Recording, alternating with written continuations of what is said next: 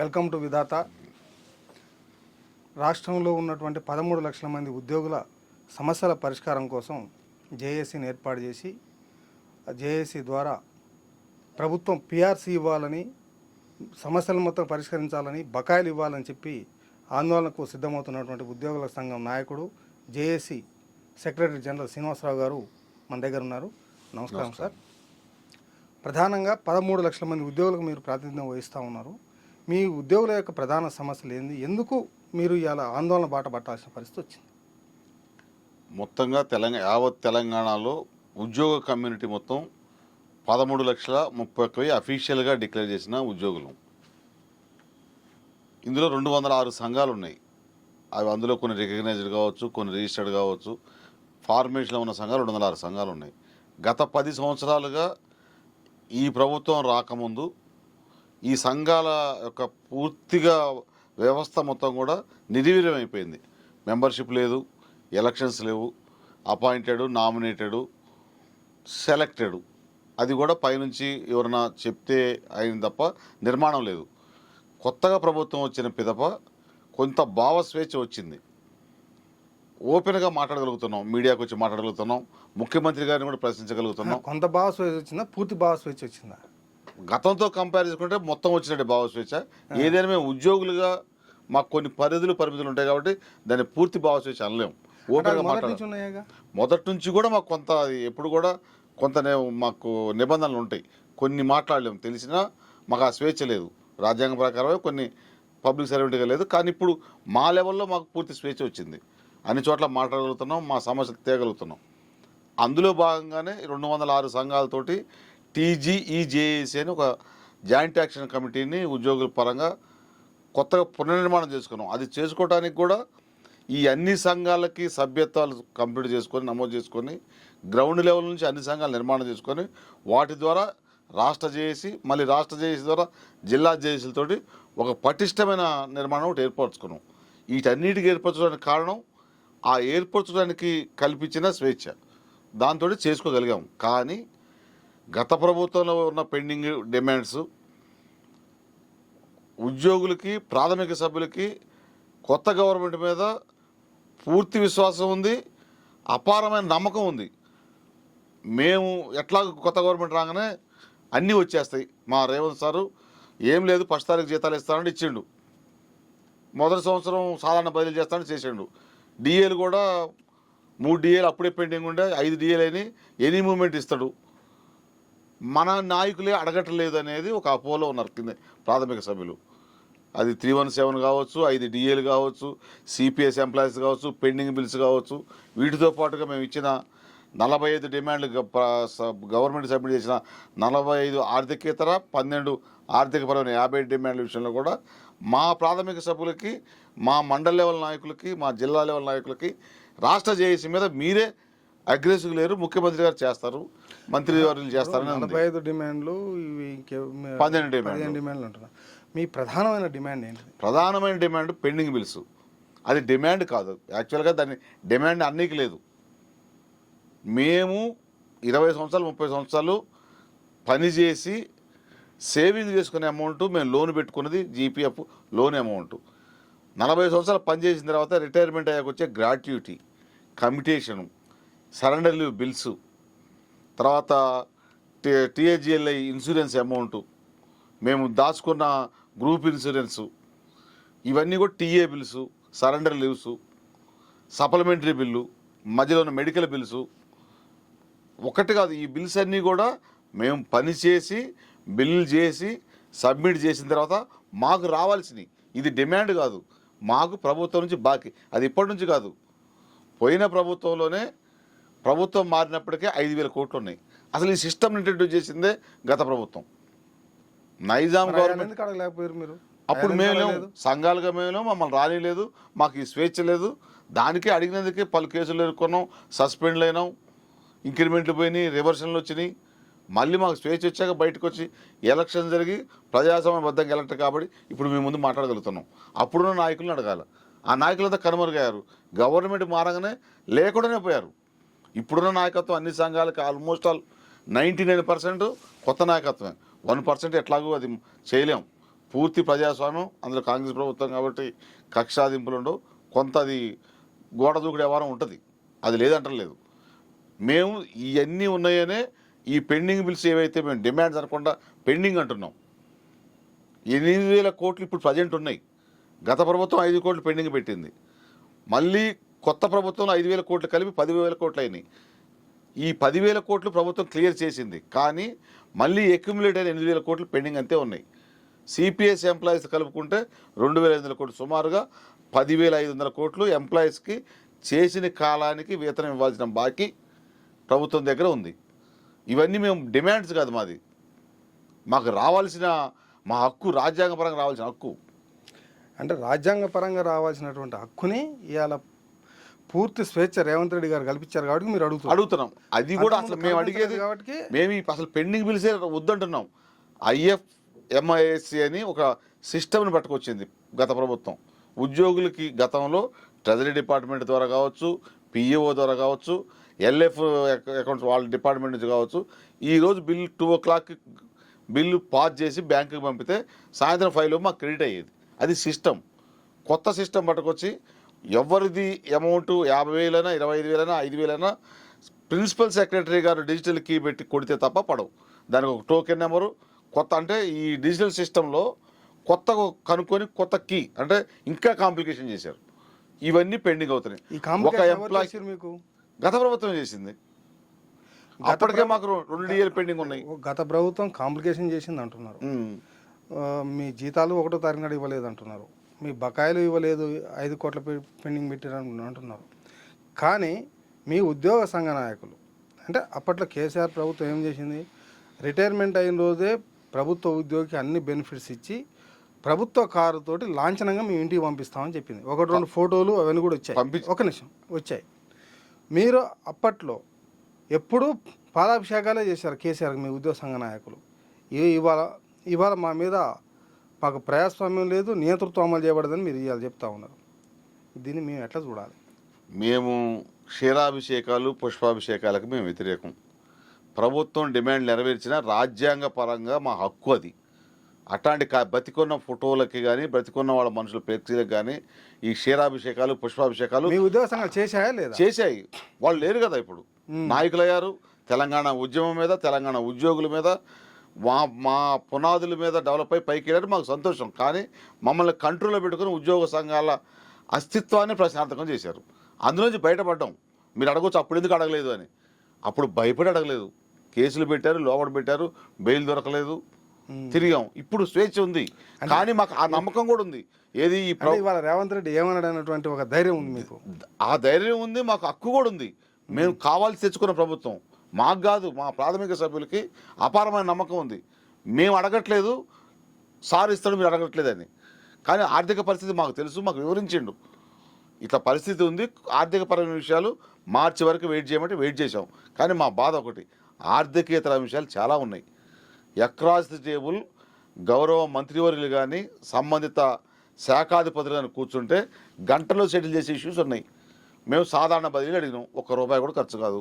Election బదిలీ return చేయమన్నాం, single NP కూడా ఖర్చు కాదు. డిసిప్లినరీ కేసుల్లో సస్పెండ్ అయిన వాళ్ళు ఉన్నారు, ప్రూవ్ కాలేదు, పెండింగ్ ఎంక్వైరీ కింద మాకున్న రైట్ రీఇన్స్టేట్ చేయండి. ACB కేసులో పట్టుబడి వాళ్ళు ఉన్నారు, ప్రూవ్ అయితే యాక్షన్ తీసుకోండి, సస్పెండ్ చేయండి, జైలుకి పంపండి. లేని పక్షంలో రీఇన్స్టేట్ చేయండి 1 yearకో 6 monthsకో.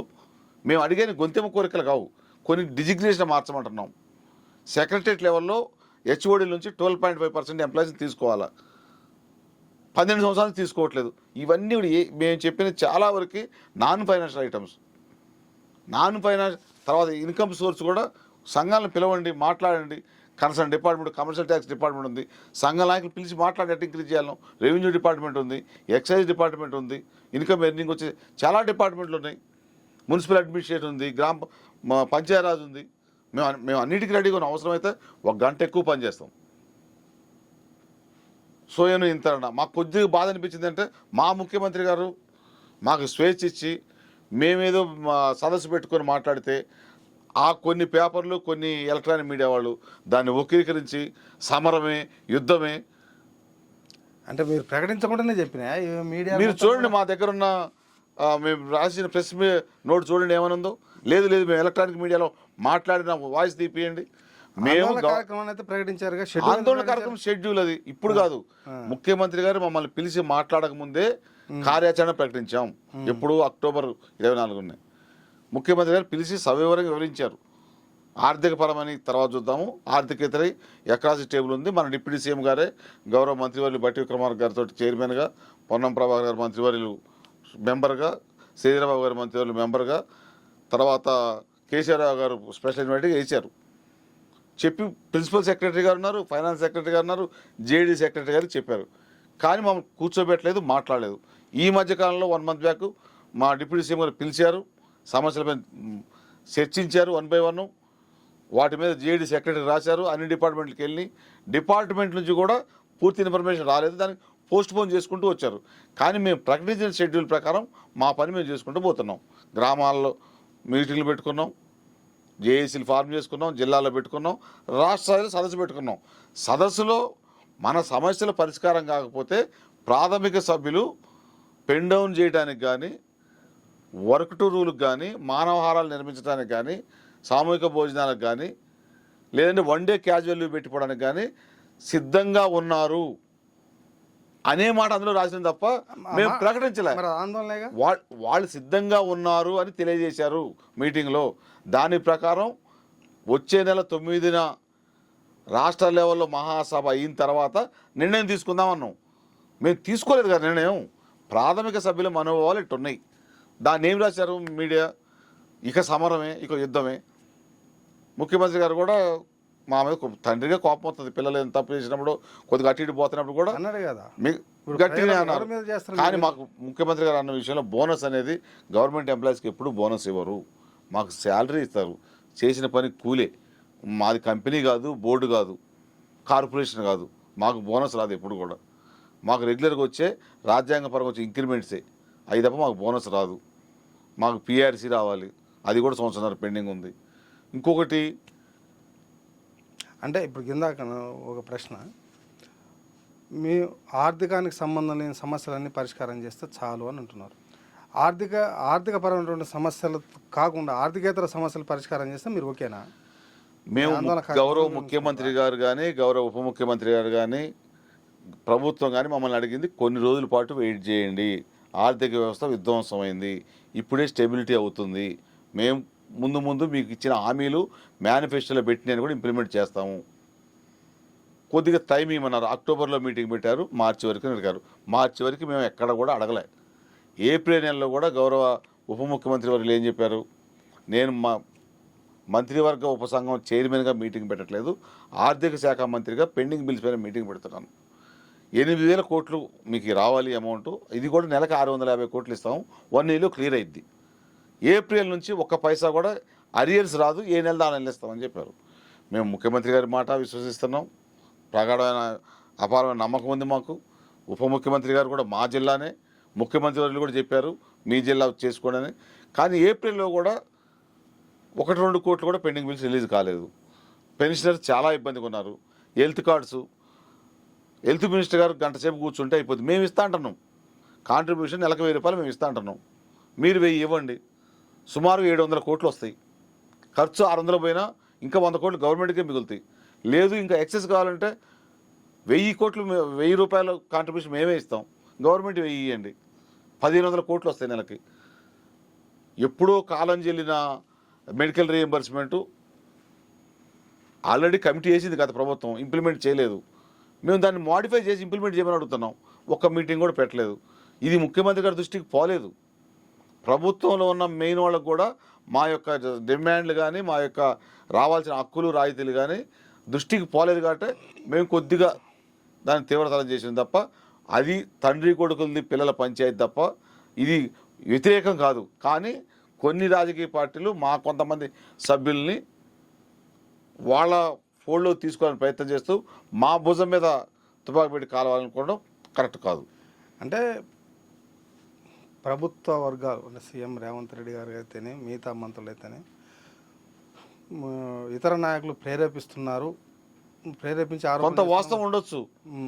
అంటే నిజమే ఎప్పుడు కూడా మా సంఘాలు ఇప్పుడున్న ఇవి కూడా ఏ రాజకీయ పార్టీకి అనుబంధం కాదు, ప్రభుత్వానికి సబార్డినేట్లు. రాజకీయ పార్టీలు ఎప్పుడు రాజకీయాలే చేస్తాయి. ప్రతిపక్షగా ఉన్నప్పుడు మమ్మల్ని ట్రాప్లు వేయడానికి ప్రయత్నం చేస్తూనే ఉంటాయి. మేము మొన్న మీటింగ్ పెట్టాక ఇప్పుడు అడుగుతున్నారు కదా, ముందే అడగొచ్చుగా, మీరు ఉన్నప్పుడు కూడా చేయొచ్చుగా. మేము వారిని కూడా ప్రశ్నించట్లే, చేయాలి, మా కోసం అడుగుతున్నారు, మేము స్వాగతిస్తున్నాం.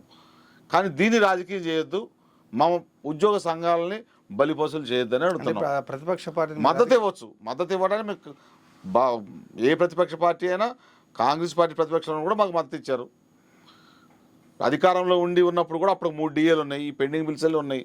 కానీ దాని మీద మా తరపున కొట్లాడండి, మేము ప్రజల్లో భాగమే. మాకు ఎటువంటి రోజు వాళ్ళే ఇవ్వలేదుగా, ఇవ్వలేదు. అదే క్వశ్చన్ చేస్తున్నాం కదా, అప్పుడు మీరే ఇవ్వలేదు కదా. PRC అప్పుడు మీరు ఉన్నప్పుడే ఇవ్వచ్చు, మీరు ఉన్నప్పుడే DAలు పెండింగ్ ఉన్నాయి, 2 DAలు. అప్పటికే పెండింగ్ బిల్స్ ఉన్నాయి. అప్పటికే 317ని అశాస్త్రీయంగా జిల్లాలు విభజించాక 317 మీద చాలామంది చనిపోయారు ఎంప్లాయీస్. CPS అప్పుడున్నప్పుడే వచ్చింది.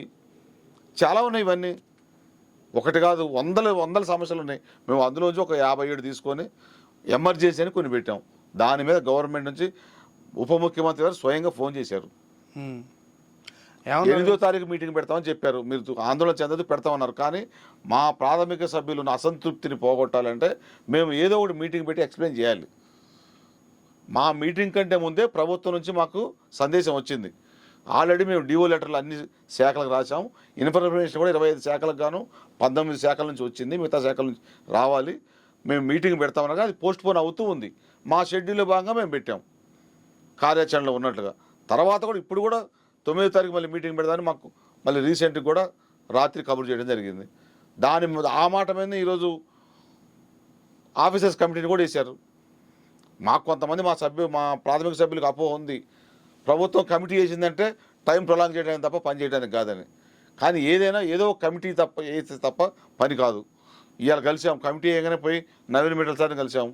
మా లోకేష్ కుమార్ గారు కమిటీ మెంబర్గా ఉన్నారు, కృష్ణ భాస్కర్ కమిటీ మెంబర్గా ఉన్నారు. మేము అన్ని ఇప్పుడు కూడా 57 డిమాండ్లు ఎక్స్ప్లెయిన్ చేసినాం. రేపు 4 గంటలకి జేఏసీ స్టీరింగ్ కమిటీ రమ్మన్నారు. ఇటు జరుగుతూనే ఉంది. మా జేఏసీ సంఘ నేతలుగా మా బాధ్యత మేము నెరవేర్చాల్సిందే. అంతేగాని ప్రభుత్వం పిలుస్తుంది కదా అని చెప్పి సైలెంట్గా ఉంటే ఈ అసంతృప్తి వ్యతిరేకంగా మారింది.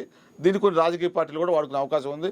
వాళ్ళ ట్రాప్లో పడకుండా ఉండాలంటే ఎప్పటికప్పుడు ఫ్యాక్ట్ మేము మా ప్రాథమిక సభ్యులకు తెలియజేయాలి. కొంత ఉంది, కొంచెం సీఎం గారు మాట్లాడిన దాని మీద కొంత మా వాళ్ళకి మా సీఎం గారు ఏంది ఇట్లా మాట్లాడారు అనే కొద్దిగా ఇబ్బంది, కష్టం కూడా ఉంది. కానీ ఆ లెవెల్లో ఇంట్లో తండ్రి ఉండి ఇల్లుని సంజాయించినప్పుడు, కొంత అప్పులు దొరకనప్పుడు ఆయన కూడా గ్రౌండ్ లెవెల్ నుంచి వచ్చాడు. సాఫ్ట్గా పెరిగి ఎక్కడి నుంచో రాలే, అమెరికాలోనో ఇంగ్లాండ్లో చదువుకొని రాలేదు కదా, ఆక్స్ఫర్డ్ యూనివర్సిటీ నుంచి గ్రౌండ్ లెవెల్లో బాధలు తెలిసి వచ్చినాడు. కాబట్టి ఉన్నట్టుగా పొలైట్గా కాకుండా పాలిష్గా కాకుండా మన భాషలో చెప్పారు. ఇప్పుడు రేవంత్ రెడ్డి ప్రభుత్వం ఆర్థిక ఇబ్బందుల్లో ఉంది, అప్పు కూడా ఎక్కడ పుట్టట్లేదు అనేది మీరు కూడా చెప్తున్నారు, ఆయన చెప్తున్నాడు. ఎందుకంటే నాకు ఎక్కడ పోయినా అప్పే పుట్టట్లేదు, అవమానాలు ఎదురవుతున్నాయి. నిన్న ఉపన్యాసంలో కూడా చెప్పాడు. ఢిల్లీ పోతే దొంగల్లాగా చూస్తున్నారు, అప్పులు అడుగుతుంటే ఎవడు అప్పిచ్చే పరిస్థితి లేదు. ఈ పరిస్థితిలో నేను డబ్బులు ఎక్కడి నుంచి దేని ఎక్కడి నుంచి ఖర్చు పెట్టిన అనేది ఆయన చెప్తా ఉన్నాడు. ఓకే, మేము దీనికి వాస్తవాలను చూస్తే ఫిబ్రవరి నెల ఆదాయ ఖర్చు వ్యవహారాన్ని చూస్తే, ఇది కాగు సమర్పించిన రిపోర్ట్ చూస్తే అసలు రేవంత్ రెడ్డి 18,000 కోట్లు వస్తుందని చెప్తున్నా కానీ అది 12,000 కోట్లు దాటట్లే. అప్పుగా 6,000 కోట్లు చేస్తారు, ఖర్చు 18,000 కోట్లు ఉంది. అసలు ఖర్చుకు ఆదాయానికి అసలు పొంతనే లేదు కదా. మీ ఆర్థిక డిమాండ్ తీర్చగలిగే శక్తి, కెపాసిటీ ఈ పరిస్థితి 6,000 కోట్ల రూపాయల డెఫిసిట్ ఉన్నటువంటి, ఒక నెలకు 6,000 కోట్ల డెఫిసిట్ ఉన్నప్పుడు ఇది సాధ్యం అవుద్దా? 6,000 కోట్లు మేము అనేది ఓకే. మాకు ఇప్పుడు జేఏసీ రాష్ట్ర స్థాయి నాయకులుగా మేము కొంత అర్థం చేసుకోగలుగుతాం ఫైనాన్షియల్ పొజిషన్. మా తర్వాత క్యాడర్ కూడా, సెకండ్ క్యాడర్ కూడా కొంత అర్థం చేసుకోగలుగుతుంది, మాతో రోజు తిరుగుతున్నారు కాబట్టి. 3rd లెవెల్ 4th లెవెల్ ప్రాథమిక సభ్యుడికి వచ్చేసరికి మేము 25 సంవత్సరాలు చదివి కష్టపడి లక్షల మందిలోంచి ఫిల్టర్ అయ్యి వచ్చి ఏ బిజినెస్ చేసుకోకుండా, ఏ రాజకీయ పార్టీలో ఉండకుండా, ఏ సాఫ్ట్వేర్ కంపెనీ చేసుకోకుండా పూర్తిగా భార్య పిల్లలతోటి ఉద్యోగం మీదనే బతుకుతున్నాం. మా శాలరీస్ కూడా అటు ఇటుగానే ఉంటాయి. ఉన్న వాటిలో మేము 30% ట్యాక్సే కడతాము. ఏదైనా ఉంటే పెండింగ్ బిల్స్ లేవు, ఏ బిల్స్ రావు, రెగ్యులర్ జీతాలే మాకు వచ్చేది. ప్రాథమిక సభ్యులు మేము పని చేస్తున్నాం, జీతం ఏమని అడుగుతున్నాం. ప్రభుత్వాన్ని ఎక్కడ అప్పు తెస్తారు, ఎట్లా తెచ్చారు? ప్రభుత్వానికి అదే బాగా ట్యాక్సులు కలెక్ట్ చేసి మీరన్నా 18,000 కోట్లు కాకుండా 1,80,000 కోట్లు వస్తాయి. ఉద్యోగులకు ఏమన్నా సపరేట్గా డబుల్ శాలరీ చేస్తారా? చేయరు కదా. మాకు ఇచ్చేది రాజ్యాంగం పరంగా వచ్చే శాలరీ. మా ప్రాథమిక సభ్యులు మమ్మల్ని అడిగే క్వశ్చన్ అది. దానికి కూడా మేము కొంత టైం ప్రొలాంగ్ చేసుకుంటే సమ్ మోర్ టైం మేము వెయిట్ చేస్తాం. ఆర్థిక పరంగా ప్రభుత్వం ఇబ్బందులు ఉన్నాడు చేస్తాం. మినిమం మేము ఆత్మగౌరవం అడుగుతున్నాం. సెక్రటరియట్లో కొంతమంది పేషీలకు పోతే ఎంట్రీ ఉండదు, పేషీలు గంట కూర్చోవాలా. హెల్త్ సెక్రటరీ గారు పేషీకి పోతే 3 గంటలకు కూర్చున్న రోజులు ఉన్నాయి. ఒక్క సెకండ్ కూడా తీసుకోలేదు మా దగ్గర నుంచి. పేపర్ తీసుకోవాలి. మేము పోయింది హెల్త్ కార్డ్స్ కోసం. మేము చూస్తున్నాం, మేము చేస్తున్నాం. ఎప్పుడైనా మమ్మల్ని పిలిచారా? 1.5 year అయింది. అసలు మమ్మల్ని గుర్తుపడతారా? జేఏసీ నాయకులుగా అందరు నాయకులు కూడా కాదు, జేఏసీ చైర్మన్ని, జేఏసీ సెక్రటరీ జనరల్ని అందరూ మంత్రివర్యులు గుర్తుపడతారా? అందరూ ప్రిన్సిపల్ సెక్రటరీలు గుర్తుపడతారా? మాకు పని లేక తిరుగుతున్నాము. మీరు అంత పని చేసే పని అంత పని ఏమైనా ఎక్కువ ఉందా? ముఖ్యమంత్రి గారు పిలిచి మాట్లాడుతున్నారు. ముఖ్యమంత్రి గారు పేరు పిలిచి ఏం అడుగుతున్నారు, ఏంటి సమస్య అని. కొంతమంది మంత్రివర్యులు లోపల యాంటీ రూమ్లో తీసిపోయి సమస్యలు వింటున్నారు. మరి మీరు ఎందుకు వినరు? అవి మేము ఎక్కడ చెప్పాలి? కొంతమంది ప్రిన్సిపల్ సెక్రటరీ పేషీల్లో 3 గంటలు కూర్చొని కూడా అపాయింట్మెంట్ లేకుండా బయటకు వచ్చిన రోజులు ఉన్నాయి. ప్రభుత్వానికి రాష్ట్ర జేఏసీ నుంచి 13,31,000 మంది 206 సంఘాలకు ప్రాధాన్యత వహిస్తున్న మేము ఏదైనా సమస్య పైన రిప్రజెంటేషన్ ఇస్తే మినిమం రిప్లై ఇవ్వాలి కదా. ఒక్క రిప్లై కూడా ఇంతవరకు మాకు రాలేదు. అంటే ఐఏఎస్లు ఇవ్వట్లేదా, మంత్రులు ఇవ్వట్లేదా? ఐఏఎస్లు మంత్రులు ఎందుకు ఇస్తారు? మంత్రివర్యులు ఎంతవరకు ఉంటుంది? అడ్మినిస్ట్రేషన్లో సంఘాలకు మీద వాళ్ళకి సంఘాలను గుర్తించట్లేదు వాళ్ళు. గత ప్రభుత్వమే అన్ని సంఘాలు నిర్వీర్యం చేసి రికగ్నేషన్ నైజాం కాలం నుంచి ఎవ్రీ ఇయర్కి ఆటోమేటిక్గా రికగ్నేషన్ని రెన్యువల్ చేసేదాన్ని 2016లో దాన్ని ఒమిట్ చేసి డిలీట్ చేశారు. అంటే ఏ సంఘానికి రికగ్నేషన్ లేదు. సంఘాలంటే మేము ఉట్టి సంఘాలు కాదు కదా, ఓడి ఇస్తున్నారు. ఓడి ఇచ్చే సంఘానికి మెంబర్షిప్ ఉండాలి, ఎలక్షన్ జరగాలి, వాళ్ళు ఎలక్షన్ చేశాక సభ్యత్వం ఎంత ఉందో చూడాలి, స్ట్రెంత్ని బట్టి ఓడి ఇవ్వాలి. అట్లా ఓడి ఇస్తున్నారా? అది ముఖ్యమంత్రి గారి దృష్టికి తీసుకెళ్తున్నారా? జాయింట్ స్టాఫ్ కౌన్సిల్ అనేది ఒకటి ఎంప్లాయీస్కి ఇక్కడ చీఫ్ సెక్రటరీ గారి లెవెల్లో ఎవ్రీ 6 monthsకి మీటింగ్ జరగాల. ఉద్యోగుల సమస్యలు అక్కడ ఉంటే ఇవన్నీ అసలు ముఖ్యమంత్రి గారికి కానీ మంత్రివర్యుల దగ్గరికి పోవు. ఎప్పటికప్పుడు కంప్లీట్ చేసుకుంటే ఎప్పుడైనా పెట్టారా ఈ 12 ఏళ్లలో? అసలు జాయింట్ స్టాఫ్ కౌన్సిల్ ఉందా? దాన్ని రివ్యూ చేసే కమిటీ, ఆఫీసర్స్ కమిటీ ఉందా? జిల్లా కలెక్టర్లు 33 మంది జిల్లా కలెక్టర్లకి, జాయింట్ స్టాఫ్ కౌన్సిల్కి ఇవి నిర్వీర్యం కావడానికి ఎవరు బాధ్యులు? గత ప్రభుత్వం. మీరు అడుగుతారు గత ప్రభుత్వం ఇప్పుడు అడుగుతున్నారని. మేము అంటే ఎవరు? ప్రభుత్వం మొత్తం, చీఫ్ సెక్రటరీ, ముఖ్యమంత్రి, మంత్రులు అందరూ, జిఐడి అందరూ. మాకు 1.5 year అయింది. మేము ఆఫీసర్లకు రిప్రజెంటేషన్ ఇస్తూనే ఉన్నాం. చాలా 33 మంది జిల్లాల్లో కలెక్టర్లకి, జాయింట్ స్టాఫ్ కౌన్సిల్కి, జాయింట్ యాక్షన్ కమిటీకి డిఫరెన్స్ తెలియదు. జాయింట్ స్టాఫ్ కౌన్సిల్ ఒకటి ఉద్యోగ సంఘాల కోసం ఉంది, వాళ్ళ సంక్షేమం కోసం ఉంది. ఎవ్రీ 3 monthsకి మనం వినాలి. ఇవి మనం సాల్వ్ చేస్తే ఇది ప్రజల్లోకి పోదు, మంత్రివర్యులకు కూడా ఇబ్బంది కాదు, పైదాకా సమస్యలు పోవు. చీఫ్ సెక్రటరీ గారు మీటింగ్ పెట్టాలి కదా, రోజు మీటింగ్ పెడుతున్నారు. ఉద్యోగ సంఘాలతో మీటింగ్ పెట్టారు ఎప్పుడన్నా? ఇవన్నీ ఎవరు చేయాలి? బ్యూరోక్రాట్ చేయాలి. మేమంటే కోపం వస్తుంది. మేము ఎవరిని అనాలి? వీళ్ళని అన్నప్పుడు మంత్రివర్యులు అనాలి. మంత్రివర్యులు కూడా పట్టించుకుని ఎవరిని అనాలి? అన్నిటికీ బాధ్యత ముఖ్యమంత్రి గారు. మేము వేరే, మాకు నో ఆల్టర్నేటివ్. మాకు తెలుసు ఎవరు చేయాలను. అందుకే ముఖ్యమంత్రి గారిని మేము కుటుంబం పెద్దగానే చూస్తాం. మా మీద సీరియస్ అయినా అడిగిపోతాం, బెదిరించి అడిగిపోతాం, కొట్లాడి అడిగిపోతాం. మాకు తెలిసి అడిగే పోవాలని. కానీ అలగాలి కదా, కొట్లాడాలి కదా, లొల్లి చేస్తేనేగా. ఎవరి మీద చేస్తాం? ఇంట్లో మన కుటుంబానికి ఫీజు కట్టాలి, 4-5 పిల్లలు ఉంటారు, అందరూ ఇంజనీరింగ్ డిగ్రీ ఏదో చేస్తుంటారు. కాలేజీలో ప్రిన్సిపాల్ ఫీజు కట్టాలని పంపిస్తారు. ఇంట్లో నా ఆయన దగ్గర డబ్బులు లేవు, అడ్జస్ట్ చేస్తాడు. కాలేజీ పోతే వాడు బయటకు పంపిస్తాడు. ఏం చేయాలి? దాని మీద అలగొద్దా, బెదిరియొద్దా? అందులో పార్ట్ అంతే. ఇది ఆయన కూడా మమ్మల్ని ఊరుకొని గద్దించిండు, ఆగుతాం, మళ్ళీ లొల్లి చేస్తాం. ఇది కుటుంబ పరిపాలన అంతే. అంటే గత ప్రభుత్వంలో లేని స్వేచ్ఛ ఈ ప్రభుత్వం అది బరాబర్ ఉంది, కానీ ఆత్మగౌరవం మాత్రం రాలేదు. స్వేచ్ఛ ఉంది, ఆత్మగౌరవం ముఖ్యమంత్రి గారి దగ్గర ఉంది మాకు సంఘాలకి. కింది లెవెల్ గుర్తించట్లేదు. కింది లెవెల్ అంటే ఎవరు? కొన్ని శాఖల మంత్రులు, బ్యూరోక్రాట్స్, ఐఏఎస్ ఆఫీసర్లు, వీళ్ళందరికీ ఏంటంటే ఇవన్నీ సంఘాలు కావు, ఎలక్షన్స్ లేవు, ఏం లేవు, వీళ్ళంతా పుష్పాభిషేకాలు, ఏది క్షీరాభిషేకాల బ్యాచ్ అనేది పాత ప్రభుత్వం ఏది వచ్చిందో అదే కంటిన్యూ అవుతుంది. కొంతమంది మీకేం పని అంటే సెక్రటరీని అడుగుతున్నారు. ఇప్పుడు స్వీయ నియంత్రణ అన్నారు, ముఖ్యమంత్రి గారు క్లియర్గా చెప్పిండు. ముఖ్యమంత్రి గారు కూడా బిజినెస్ క్లాస్లో పోకుండా ఎకానమీ క్లాస్లో పోయారు. అది అందరూ పాటించాలిగా, అది అందరికీ వర్తిస్తుందిగా. మేము అడుగుతున్నాం, మా పెండింగ్ బిల్స్ పెండింగ్ ఉన్నాయి. ఐఏఎస్ ఆఫీసర్లు బిల్స్ ఏమైనా పెండింగ్ ఉన్నాయా? ఎవరైనా ఉన్నాయా? ఎందుకు లేవు? అంటే మేము చిన్న ఎంప్లాయీ, మీరు పెద్ద ఎంప్లాయీ, అంతే కదా. మంత్రుల బిల్లు ఏమైనా పెండింగ్ ఉన్నాయా? ఎందుకు పెండింగ్ లేవు? అందరం అదే కదా కేటగిరీ కదా. మమ్మల్ని అడుగుతున్నాం, మేము వచ్చి అడిగితే సీఎల్ పెట్టి వచ్చినామని అడుగుతున్నారు మా మెంబర్లని. మీరు సీఎల్ పెట్టిపోతున్నారు అన్ని చోట్లకి. మాకు తెలుసు కదా అదంతా, మేము చూడకపోయినా మీడియా చూస్తుందిగా. మేము అడిగేది ఇది కాంగ్రెస్ పార్టీ ప్రభుత్వం, ప్రజాస్వామ్యం, స్వేచ్ఛగా ఉంటుంది అనుకొని అందరు తిరుగుతారు, పనిచేస్తారు, ఇష్టపడి పనిచేస్తారు, కష్టపడి చేయరు. అది గమనించాలని అంటున్నాం అంతే.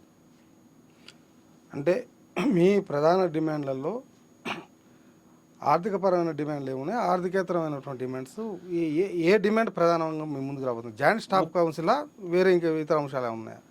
మా ఉద్యోగ సంఘాల పరంగా జాయింట్ స్టాఫ్ కౌన్సిల్ని పునరుద్ధరించాలి, రికగ్నేషన్లను గుర్తించాలి, ఓడీలని పునఃసమీక్షించాలి, అసలు సంఘాలు ఏంటో చూడాలి జీఏడీ నుంచి. దాంతోపాటుగా డిఏ 5 డిఏలు పెండింగ్ ఉన్నాయి, 5 డిఏలని ఇమీడియట్గా ఇవ్వాలి. పిఆర్సీ పెండింగ్ ఉంది. పిఆర్సీతో పాటుగా పెండింగ్ బిల్స్ ఉన్నాయి, చాలా కోట్ల రూపాయలు పెండింగ్ బిల్స్ ఉన్నాయి, 10,000 కోట్ల దాకా. తర్వాత 317 ఒకటి కాంప్లికేటెడ్ ఉంది. సిపిఎస్ ఉద్యోగులు ఉన్నారు. వీటితో పాటుగా సాధారణ బదిలీలు ఉన్నాయి. ఒక్కొక్క డిపార్ట్మెంట్కి ఒక రకమైన డిమాండ్స్ ఉన్నాయి. ఇవన్నీ కూర్చుంటే అవుతాయి, మేము కాదంటే. ఇమీడియట్గా తక్షణం చేయాల్సింది ఏంటంటారు మీరు? తక్షణం చేయాల్సిన ఆర్థిక పరమని నేను చెప్పిన డిమాండ్స్. ఆర్థికేతరే చాలా ఉన్నాయి. సాధారణ బదిలీలు ఉన్నాయి. 10,000 కోట్లు ఒకటో నెలలో ఒకటో నెల అడగట్లేదు మేము.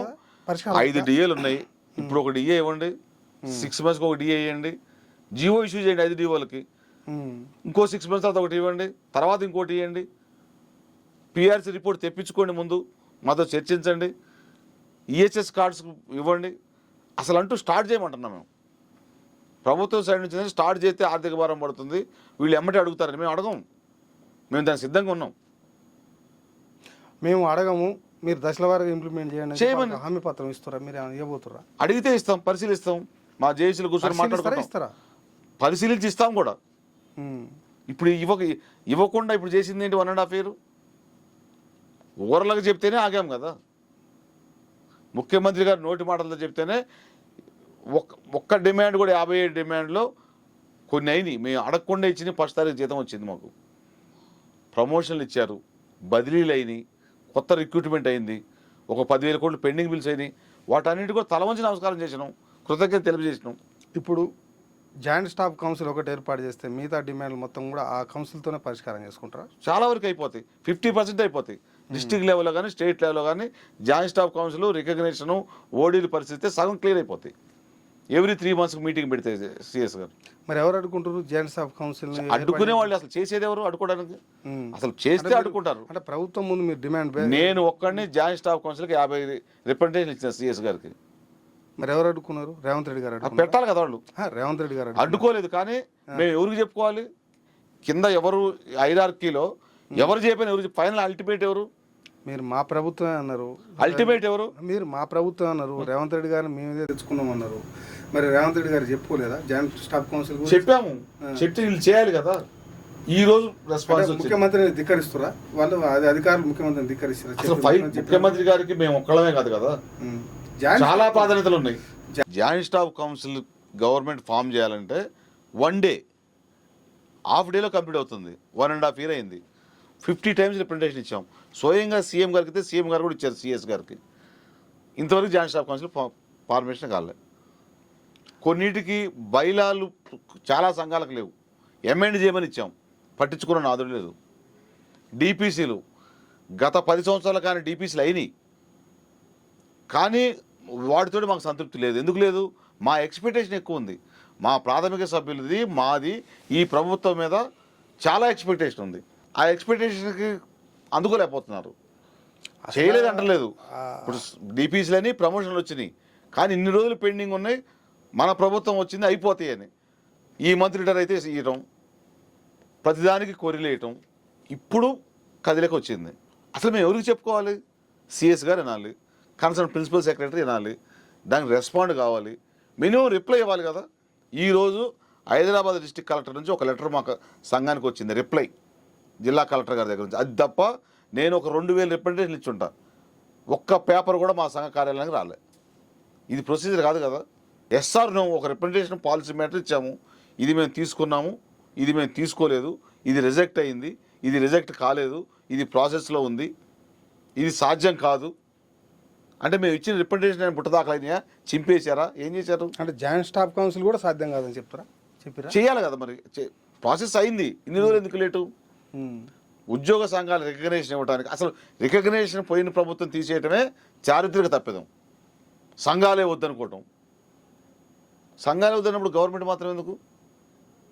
అంటే వాళ్ళు అన్నాడు కదా మొత్తం అద్భుతం తెలంగాణ వెలుగు. ఇక అవన్నీ మేము నమ్మాము.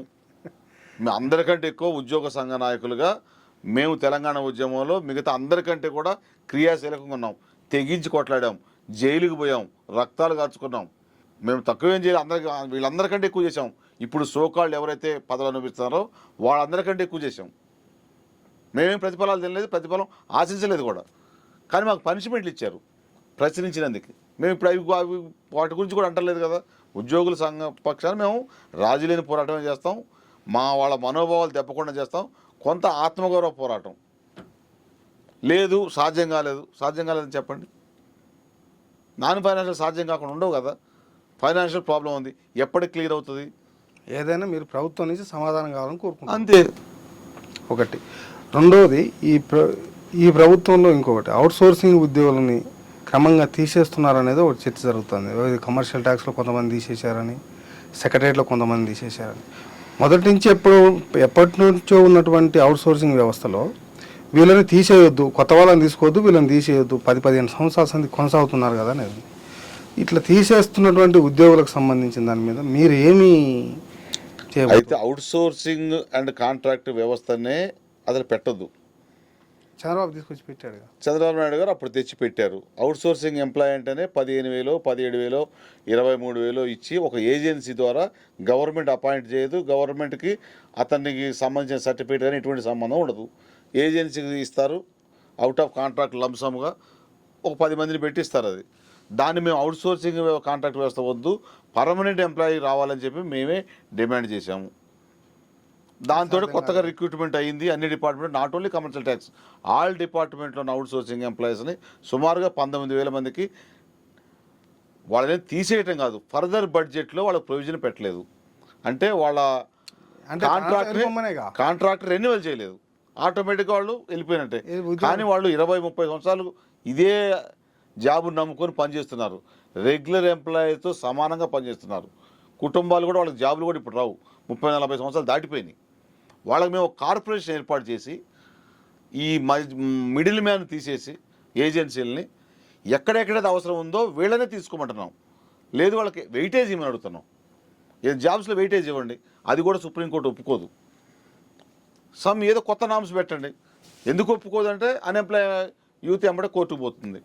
వాళ్ళు ఇన్ని రోజులు పనిచేసినా ఓపెన్ కాంపిటీషన్లో మార్కులు వేయొద్దు అంటారు.